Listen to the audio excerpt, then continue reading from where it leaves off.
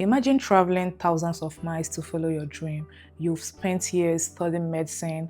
You finally got the opportunity to work in Africa, helping patients and learning from experienced doctors. The internship changed your life. You make new friends. You fall in love with the country. Before heading home, you decided to celebrate with one last adventure, a safari through one of the Africa's most famous national parks. Then one evening, you walk away for what should have been a 1 minute trip to the bathroom.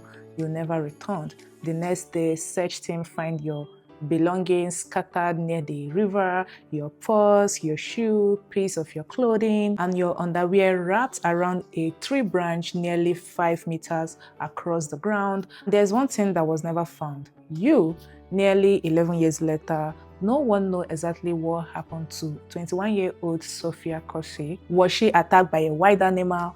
Did she become lost after experiencing a mental health crisis?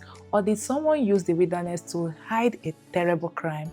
This is the mystery disappearance of Sophia. Before we talk about her disappearance, it's important to understand who Sophia was. Sophia was born in the Netherlands and she grew up in Amsterdam.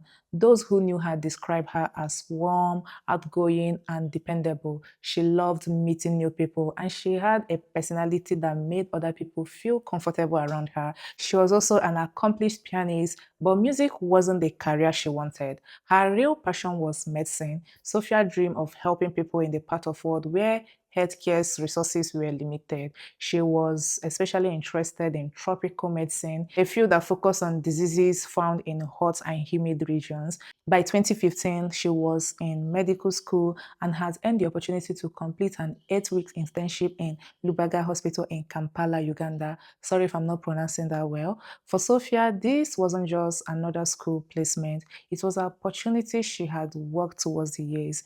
When Sophia arrived to Uganda, she quickly adapted to the new surroundings. She immersed herself in the culture. She worked long hours in the hospital. She observed surgeries. She helped care for patients. She witnessed women giving birth. Every day brought a new lesson to her life. One aspect of Sophia's story that have received a great deal of attention is her mental health. Before traveling to Uganda, Sophia has been diagnosed with bipolar disorder.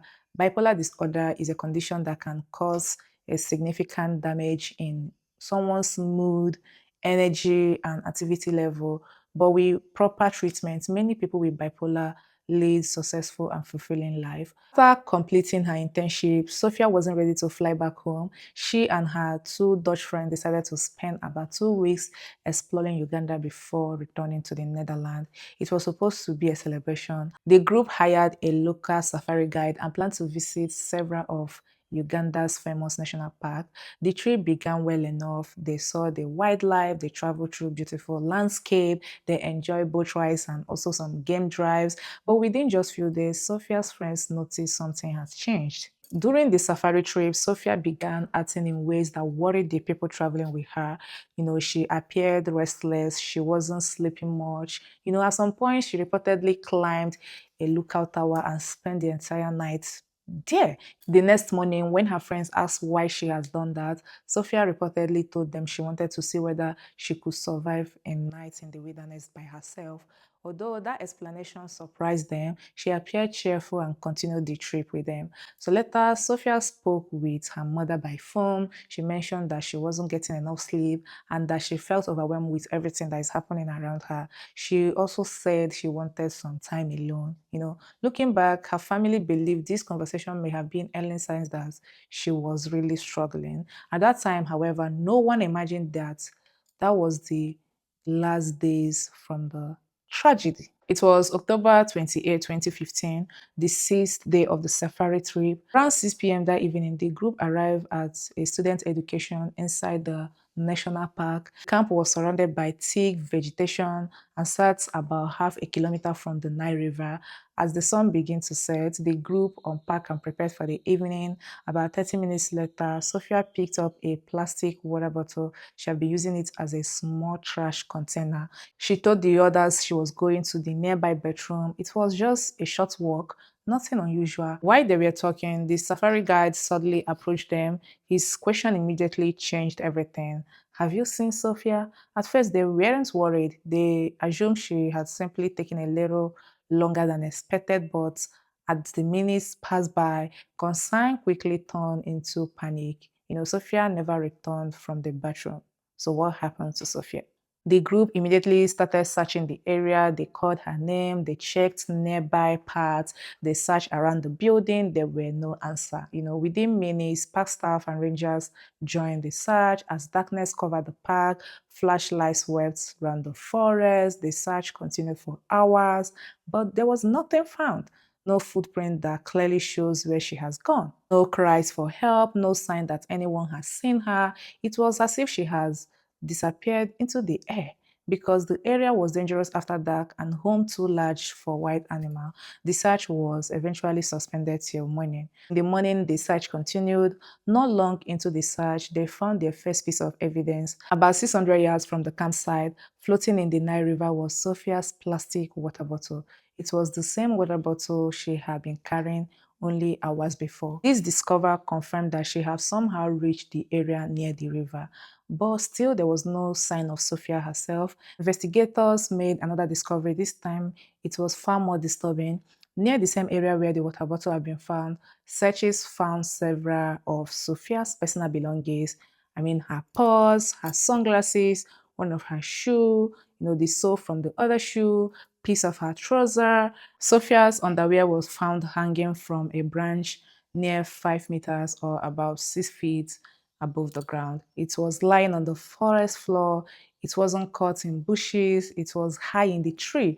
For many people following this case, this became one of the most difficult piece of evidence to actually explain. Almost immediately, investigators and Sophia's family began asking difficult questions. If wild animal had attacked Sophia, why was there no little physical evidence? There was no large amounts of blood, no clear drag marks leading away from the scene, no obvious sign of violent struggle.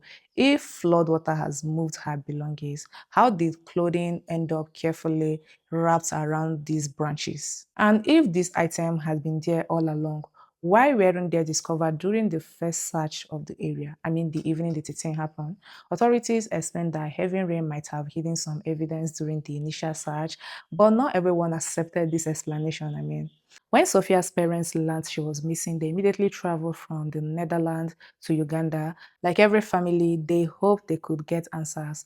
Instead, they found uncertainty. They were grateful for the search effort, but they also believed so many questions remained unanswered. As the days turned into weeks, hope of finding Sophia alive slowly faded. Search team had come through large areas of the park. They searched the river, they searched the forest. With few answers coming from the local investigation, Sophia's family decided they had to look elsewhere.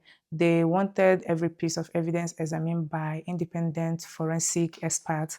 That decision could lead to one of the most significant discoveries in the entire case. Experts quietly examined every item. They looked for fingerprints, hair, files, biological evidence, anything that could explain what has happened. The results surprised many people. Forensic testing found DNA belonging to at least one unknown man and one of the Sophia's clothing. It did not match the Ugandan officers or search personnel who had handled the evidence. This immediately raised new questions. Who did this DNA belong to? As the investigation continued, attention also was drawn to the safari guard. Reports later revealed that the guard did not hold the proper license required to operate commercial safaris. According to court documents and media reports, he had previously been warned by authorities after operating without the necessary authorization. Now, years later, Uganda prosecutors charged the guard with offenses connected to the safari and his responsibility during the trip. The charges were not for murdering Sophia. Instead, they related to alleged negligence and failures connected to the circumstances surrounding her disappearance. This case attached significant public attention. Many hoped it could finally reveal new information about what happened, but in 2025, prosecutors withdrew the charges before the trial reached a conclusion. As a result, there was no conviction. Nearly 7 years later, this investigation still leaves behind so many questions. Who left the unknown DNA on Sophia's clothing? Why were her belongings discovered in such unusual position? Why wasn't her body ever found? despite one of the largest search operations in the park history. And if another person was involved, who were they? This question continued to haunt Sophia's family. For them, the search for answer has never truly ended. Over the years, they have traveled back to Uganda, they have worked with independent investigators, they have raised funds to continue, searching for answer. They has also created a foundation and a website dedicating it to keeping Sophia's story alive, hoping that someone somewhere may still come forward with information. For them, the hardest part is not simply losing their daughter, is living without knowing what happened to her. As Sophia's mother has expressed this over the years, uncertainty can be even more painful than grief. Without answer, there is no closure, only questions. Sophia's family urge everyone who have any information to what happened to Sophia to please come forward. If you found this case informative, please remember that behind every unsolved mystery is a real family still searching for the truth. If you have thought about this case, share them respectfully in the comments, but remember, speculation is not evidence and no theory has been proven. Thank you for watching, and I will see you in the next case.